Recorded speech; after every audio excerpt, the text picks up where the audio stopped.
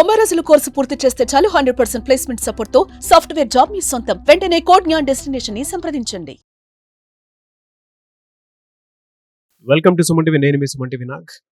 Bollywood star hero Saif Ali Khan అతన్ని కొంతమంది దుండగులు కత్తితో పొడిచినట్లయితే ప్రస్తుతం బ్రేకింగ్ న్యూస్ చూస్తున్నాం మనం. దానికి సంబంధించినటువంటి పూర్తి డీటెయిల్స్ ఏంటి అండ్ ఎవరై ఉంటారు, దేనికి సంబంధించినటువంటిది.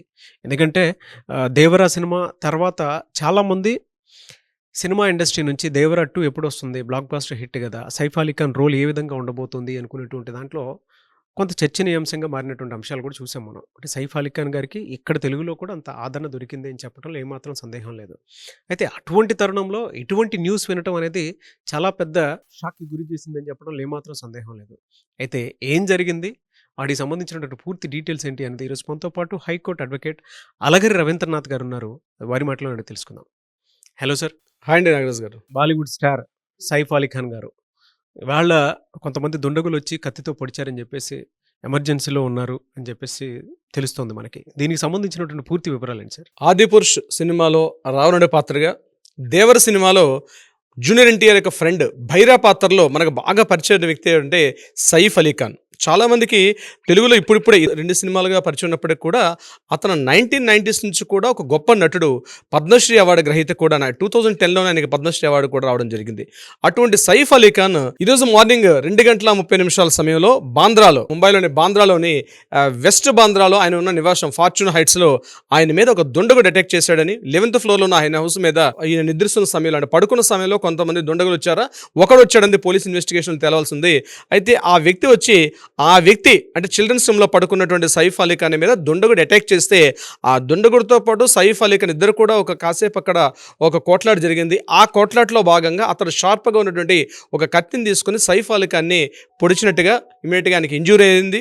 ఇంజూరీ అవడంతో ఇమీడియట్గా లీలావతి హాస్పిటల్ తీసుకెళ్ళి ఆయన అడ్మిట్ చేయడం కూడా జరిగింది మార్నింగ్ 3:30 ఆ సమయంలో. సో మనకి ఇక్కడ పోలీసులు అందించిన ఇన్ఫర్మేషన్ ప్రకారం మనకు తెలిసిన ఇన్ఫర్మేషన్ ఏంటంటే మార్నింగ్ అరౌండ్ 2:33 ఆ మధ్య ప్రాంతంలో ఒక బగ్లర్ అంటే ఒక దొంగతనం చేయడానికి వచ్చే ఒక వ్యక్తి ఇంటిలోకి వచ్చాడని చెప్పి అతను అటాక్ చేశాడని మనకి పోలీసులు తెలుపుతున్నటువంటి వివరాలు. దీని మీద పోలీసులు కూడా 7 టీమ్స్ వాళ్ళు ఆల్రెడీ ఇప్పుడు చేయడం జరిగింది. 7 టీమ్స్ పూర్తిగా ఇంట్రాగేషన్ చేస్తున్నారు.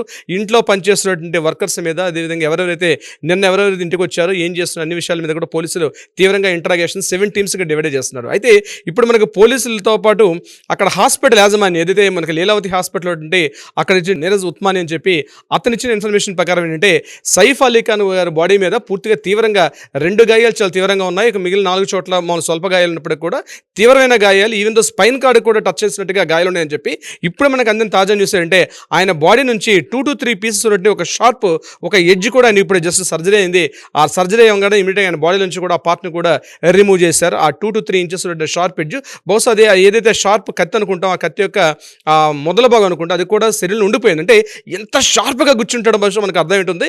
అయితే ఇమీడియట్గా ఆ షార్ప్ పార్ట్ని తీశారు. దీంతో పాటు సర్జరీస్ కూడా అయినాయి. At the same time cosmetic surgeries కూడా అవుతున్నాయి. అయితే ప్రాణాపాయం అయితే తప్పింది. ఇప్పుడు మనకు అది ఇన్ఫర్మేషన్ ఏంటంటే పోలీస్ అంటే హెల్త్ బులెటిన్ రిలీజ్ చేశారు అక్కడ లీలావతి హాస్పిటల్లో.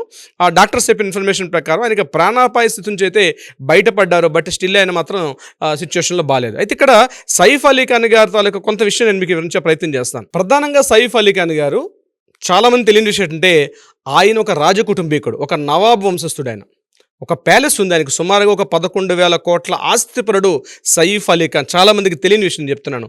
అంటే ఆయన పుట్టుకతోటే గోల్డెన్ స్పూన్, ఒక నవాబ్ వంశంలో ఒక రిచ్ పర్సన్ ఆయన పుట్టాడు. రిచ్ పర్సన్గా పుట్టి కూడా ఈ యొక్క రంగంలోకి రావడం జరిగింది, సినిమా రంగంలోకి. వాళ్ళ ఫాదర్ కూడా మన్సూర్ అలీ ఖాన్ పటోడ్ అని చెప్పి ఆయన కూడా ఒక క్రికెట్ ప్లేయర్. ఒకప్పుడు ఇండియన్ క్రికెట్కి ఆయన కూడా ఒక క్రికెట్ ప్లేయర్గా పనిచేస్తాడు. వాళ్ళకి హర్యానాలో పెద్ద ప్యాలెస్ కూడా ఉంది, పటోడీ ప్యాలెస్ అని చెప్పి సుమారుగా ఒక 100 ఎకరాల విస్తీర్ణంలో ఒక ప్యాలెస్ కూడా ఉంది. ఇప్పుడు మనం ఎలాగైతే మైసూర్ ప్యాలెస్ ఎలా చెప్తామో, హర్యానాలో కూడా పటోడీ ప్యాలెస్ అంటే అంత పెద్ద ఫేమస్. ఆ ప్యాలెస్కి ఈయన వారసుడు యాక్చువల్గా. So richest person Saif Ali Khan గారు. కొన్ని వేల కోట్ల ఆస్తి కూడా ఆయనకి స్వతహాగా ఆయన సంపాదించడం కాకుండా ఆయన పూర్వీకుల ఆస్తి కొన్ని 100 కోట్ల 1000 కోట్ల ఆస్తి ఉంది ఆయనకి.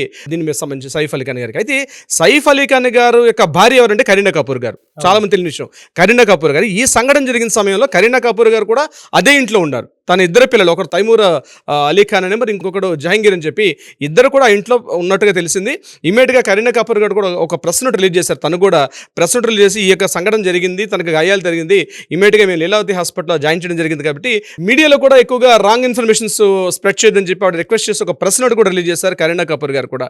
సో కరీనా కపూర్ గారికి సైఫ్ అలీ ఖాన్ గారికి మధ్య ఇటీవల కాలంలో కొన్ని విభేదాలు ఉన్నట్టుగా కొన్ని మీడియా కథలు, writer wrong I don't know, but ఏంటంటే కొన్ని వార్తా కథలు మాత్రం కంటిన్యూస్గా వస్తున్నాయి కరీనా కపూర్ గారికి at the same time Saif Ali Khan గారికి. ఎందుకంటే 2010లో వీళ్ళకి మ్యారేజ్ అయింది.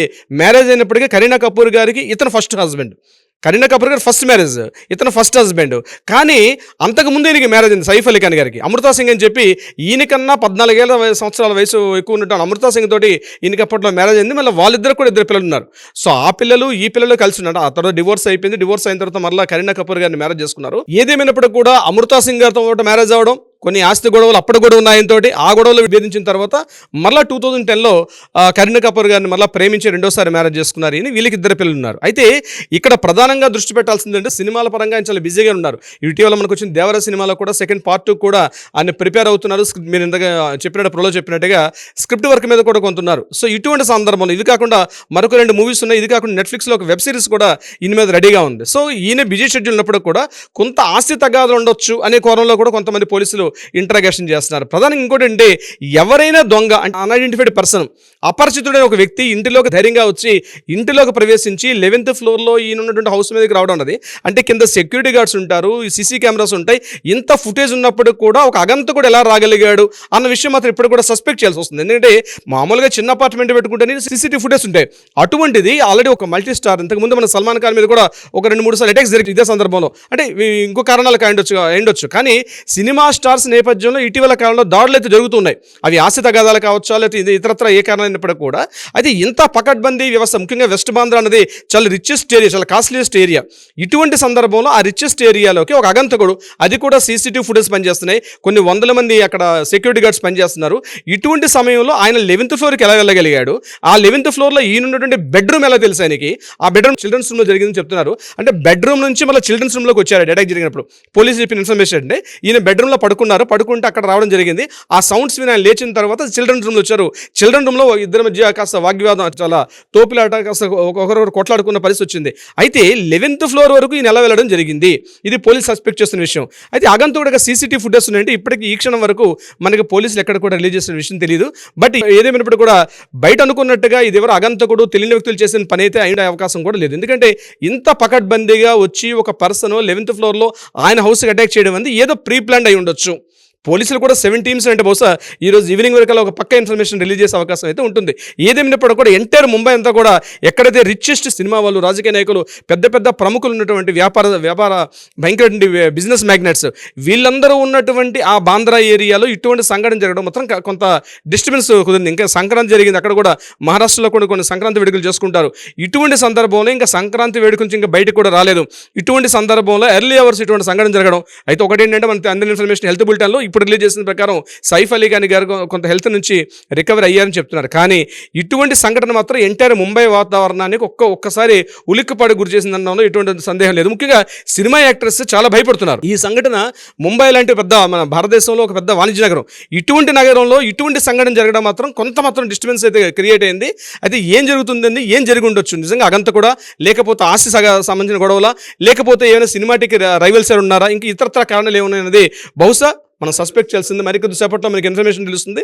అందుకని మనం కూడా అందజేసే ప్రయత్నం చేద్దాం.